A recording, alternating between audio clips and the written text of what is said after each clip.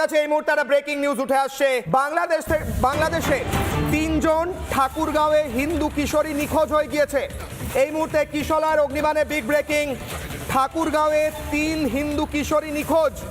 বাংলাদেশের 3 হিন্দু ছাত্রী নিখোঁজ হয়ে গিয়েছে।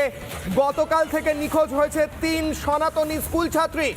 স্কুল থেকে বাড়ি ফেরার পথে তাদের কেউ তুলে নিয়ে গিয়েছে বলে তাদের পরিবার সন্দেহ করছে। মায়ের সঙ্গে ফোনে শেষবার কথা হয়েছে, তারপর থেকেই খোঁজ নেই 3 কিশোরীর। বাংলাদেশে বারবার নিখোঁজ হয়ে যাচ্ছে হিন্দু মেয়েরা। কি বলছেন একটি মেয়ের বাবা? এই হিন্দু কিশোরী যারা নিখোঁজ হয়ে গিয়েছে বাংলাদেশে, জামাতিরা কি করছে বাংলাদেশে? এই মায়েদের তুলে নিয়ে যাচ্ছে, উত্তর দিতে হবে। তার বাবা কি বলছেন শুনবো। আর 3টা মেয়ে, ক্লাস 9-এ, একজন ক্লাস 8-এ। স্কুলে আসলো, গানের প্রোগ্রাম ছিল। স্কুলে গানের প্রোগ্রাম করার পরে 3টার দিকে ছুটি হয়েছিল। 3টার পর বাসা যাওয়ার সময় হয়তো কোনো ঝামেলা হয়েছিল মনে হয়। 2টার দিকে কল দিছিল ওর মা, ঠিকই বলছে ছুটি হওয়ার পর আমরা যাচ্ছি বাসায়। আমি 6টার দিকে আবার কল দিছিলাম, কল যাচ্ছিল, মনে হয় প্রাইভেটে আছে।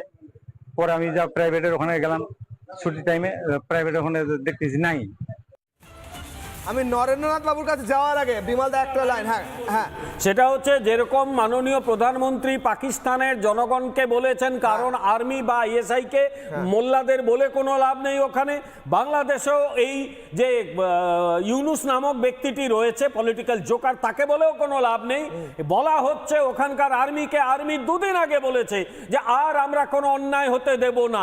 আমি আর্মিকে বলবো 3টি মেয়েকে খুঁজে বার করুন এবং অক্ষত শরীরে বাড়িতে ফেরত দিন।